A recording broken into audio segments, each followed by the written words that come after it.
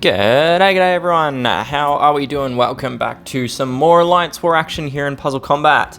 Today we have got HYDRA matched up against La Fleur et Fusil, or the flower and the gun, I believe it is the translation. So a bit of an awkward time for me. I sort of left it a little bit late to jump on, and I was sort of doing these hits right before going to bed, so I didn't have time to wait for full teams to be attacked or attacking. So we've got a couple of cleans just to start ourselves off. They've sort of, I guess, been sitting here for a bit, but either way, I need to attack, so we're doing them.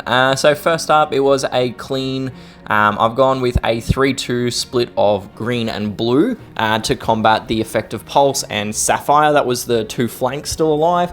We're neutral against the both wings, so we'll sort of just play it out from here.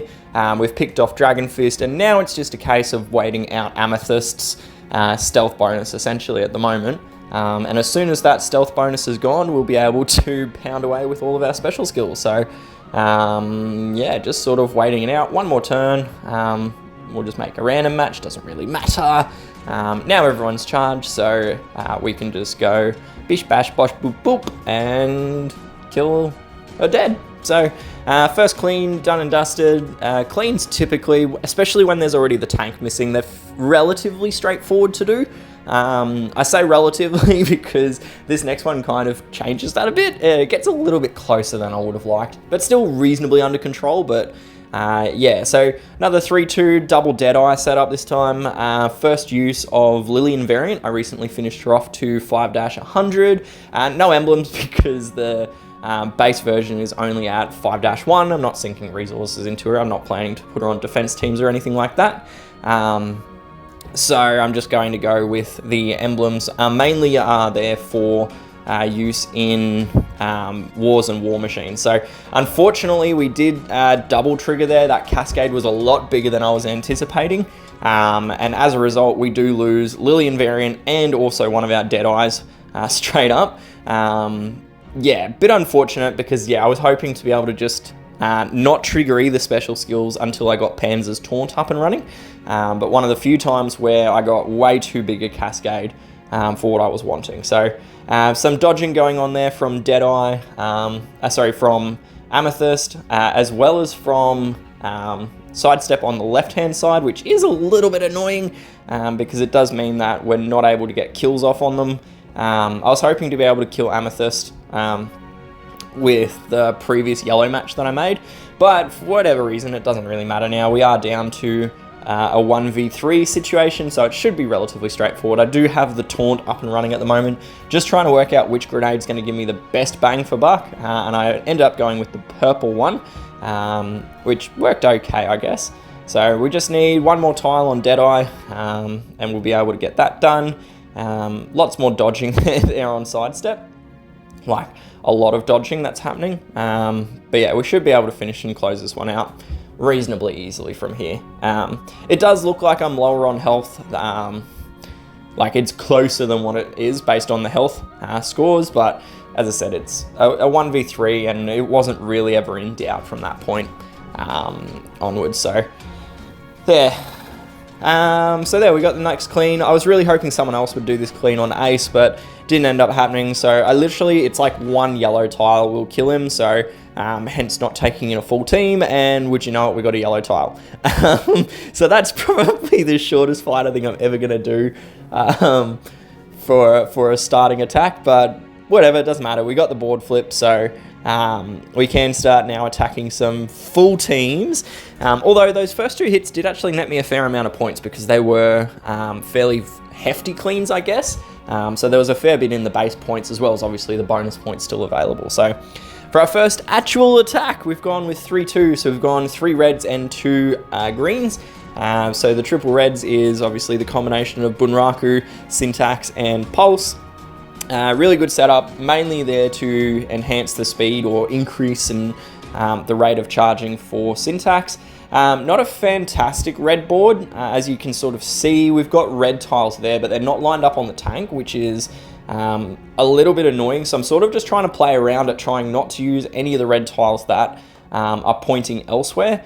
Which does unfortunately mean that I did trigger Whack a first time, almost a second time, but for a lucky cascade there. So we'll put the mindless attack out on,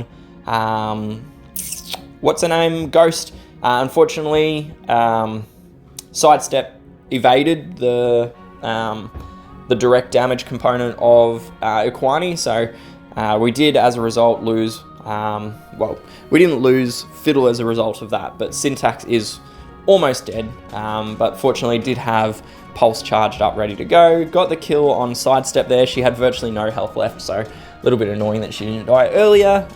Grab some red tiles. That'll charge both Bunraku and Syntax up. So from here, it's just a case of closing this one out again. So we've got the special skill damage. We've got all of the insanity and everything going. So it wasn't in doubt from that point. So cool. So first one against Praetor.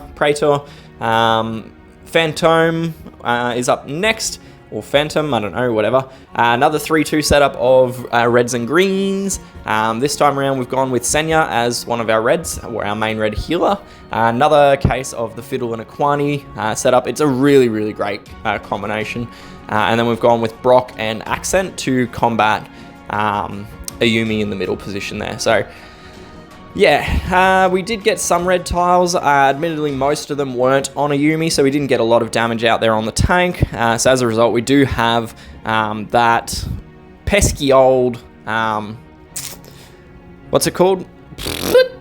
Counterattack up. Ayumi revived, which is actually a good thing in this case, because what it's going to allow me to do is it's going to allow me to target all three of the heroes with the counterattack active with Brock and remove it, rather than if Ayumi had died, I'd only be able to go either on Renegade or on War Chest. So this way it actually worked out a little bit better. Get the kill there on War Chest. I tried to put Insanity out on Terminus, but it didn't really work out, unfortunately. But thanks to Senya's passive charge over time, as well as the Ghost of Match 3, we were able to get our heroes recharged, essentially. So now it's just going to pop off all of the skills, double tap on the left, and finish off with Accent on the right. And that's game over.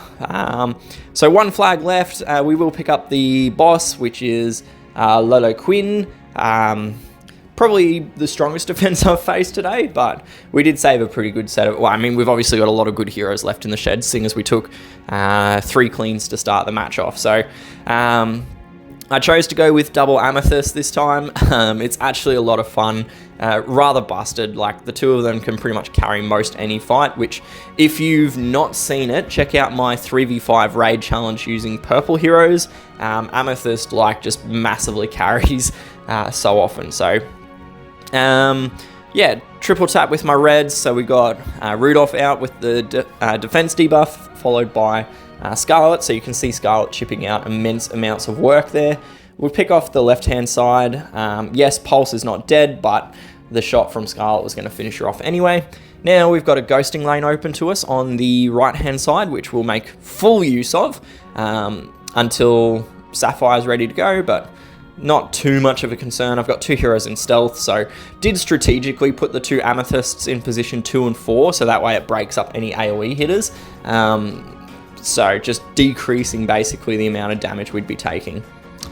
Yeah, so Rudolph is up, Scarlet's up, so now it's just a case of weathering the hit from Dragon Fist.